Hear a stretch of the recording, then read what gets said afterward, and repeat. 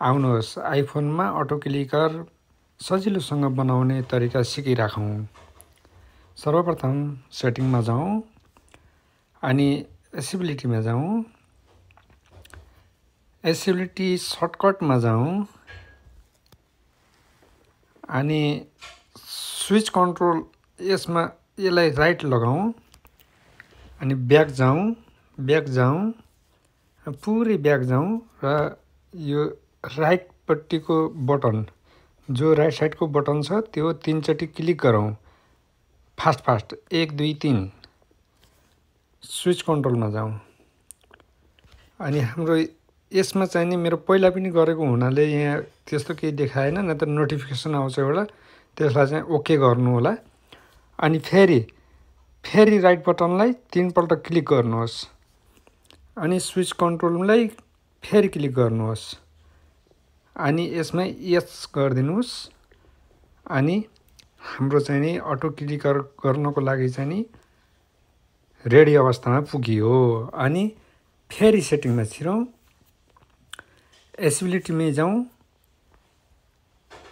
Switch कन्ट्रोलमा जाउँ अनि यो स्विचेस भन्नेमा चाहिँ नि 0 छ मेरो, हजुरहरूको कति छ त्यो त थाहा भएन, तर यसमा क्लिक गर्नुहोस्।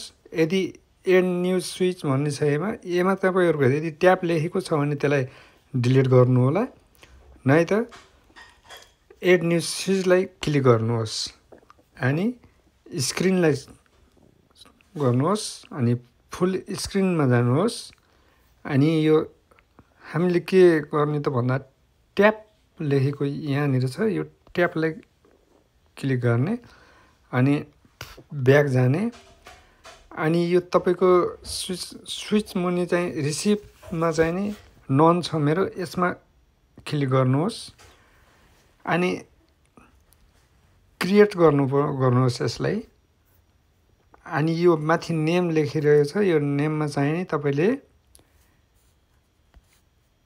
के लेख्नुहुन्छ त भन्दाखेरि ट्याब भनेर लेख्नुहोस् अनि असाइन अ स्विचमा जानुहोस् अनि फुल स्क्रिनमै जानुहोस्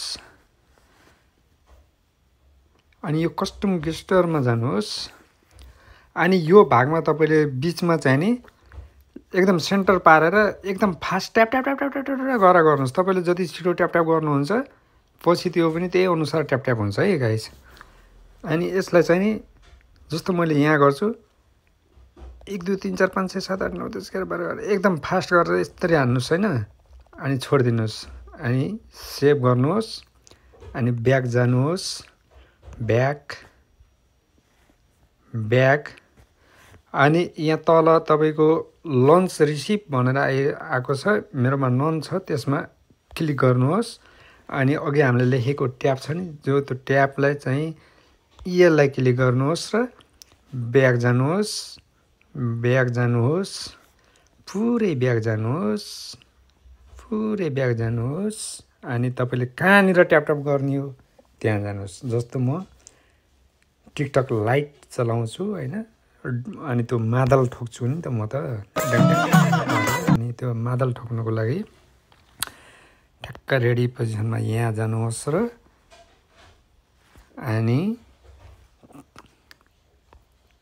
यो साइड बटनलाई 3 चोटि क्लिक गर्नुहोस्, तल स्विच कन्ट्रोल भनेर आयो त्यसलाई ओके गर्नुहोस् अनि तपाईँले एकचोटि हान्यो भने 10 दिन्छ है अनि तपाईँले यसमा जतिचोटि ट्याप गर्नुहुन्छ त्यति हान्छ।